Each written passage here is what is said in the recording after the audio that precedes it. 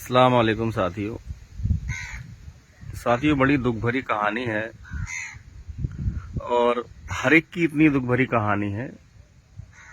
हर एक को मरना है, हर एक को जाना है, लेकिन हम समाज के लिए क्या करके जा रहे हैं?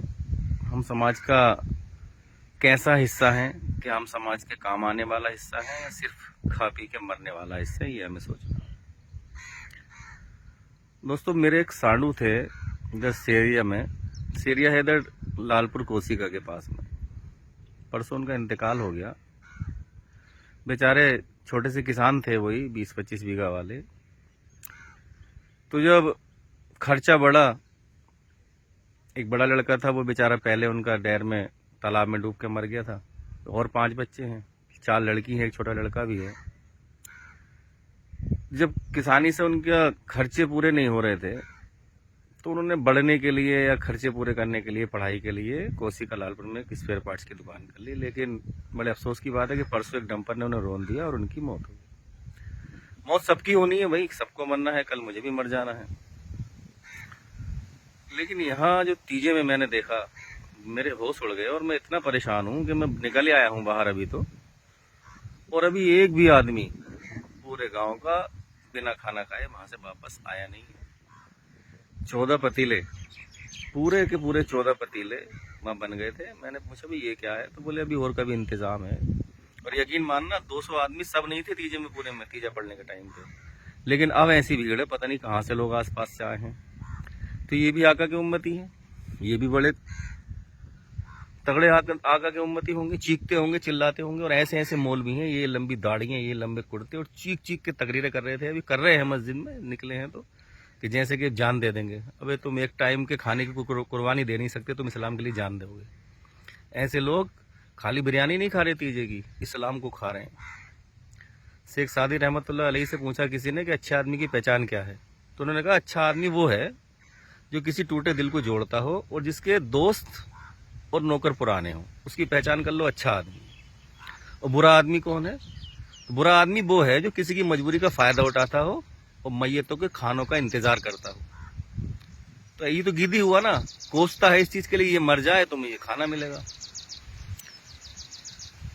बड़ा बुरा हाल है हमारा। हम उन आका की उम्मत हैं जिन्होंने हमें दर्श देने के लिए कई कई दिन फाके किए, पेट से पत्थर बांधे, सूखी जौ की रोटी खाई। हमें रमजान जैसा महीना दिया जिससे हम सब्र करने को सीख सके। करबला का वाकया पेश आया जिससे कि हम सब्र को सीख सके। तो ये सब्र सीख रहे हैं हम कि सुबह 7 बजे हम एक ऐसे घर में जहां जवान मौत हुई है, जिनके बीवी बच्चे अभी बेहोश हैं, उनसे हमने 1.5 लाख रुपया ले लिया बिरयानी का। उन्हें हमने नोच लिया। अरे हम तो उन गिद्धों से बदतर है जो मरे हुए को सूतते हैं। हम तो उन गिद्धों से गए गुजरे हैं। अभी उनकी कबर पूरी तरीके से सूखी भी नहीं है मिट्टी, और तुमने वहां बोटियां उड़ा रहे हैं, बिरयानी उड़ा रहे हैं। हद है भाई, हद है। अरे उलेमाओ सू हो तुम, उलेमाए सू, जो दीन को खा रहे हो तुम। बड़ा बुरा हाल है भाई, देखा नहीं जा रहा है। मैं तो सलाम करता हूँ अपने इलाके के लोगों को, अपने इलाके के उन नौजवान लड़कों को जिन्होंने इस बुराई को रोका। हमारे इलाके में ऐसा कहीं नहीं होता। बन गया एक पतीला बाद में, कोई दिक्कत नहीं है। जो बच्चे बेचारे बेहोश पड़े हैं, जिन्हें आज शफकत का हाथ रखना चाहिए था तुम्हें, आज उनसे तुम उजरत ले रहे हो। कम से कम 250-250 रुपए की एक आदमी बिरयानी खा के जा, तो मजदूरी ले ली ना। अरे तुम तो मजदूरी करने आए थे, इसाले सवाब करने नहीं आए थे। वो मौलवी जो सबसे ऊपर बैठे हुए बोटी बोटी खींच रहे हैं, वो क्या दुआए मगफरत करने आए थे? हद हो गई है भाई, हद हो गई है। बस कुछ और नहीं कह सकते। दिल में बहुत छाले हैं मेरे दोस्तों, मेरे इलाके के लोगों, तुम्हें सलाम है। और आगे भी हम लोगों को ये बुराई रोकनी है। इनके लिए तो बड़ी आम सी, मैंने 2-4 से कहा मन के ये तो बड़ी गलत बात है, हमारे ऐसा नहीं होता। तो कह रहे हाँ, बिना खाने कौन आ जाएगा, तीजे ही खत्म हो जाएंगे, खिलाएंगे ना। अरे ऐसे भूखे गिद्धों की जरूरत किसे है? मत आओ ना। जो एक खाने को की नियत लेके आ रहे हैं, वो किसी के लिए सच्चे दिल से इसाले सवाब नहीं कर सकते मेरे दोस्तों।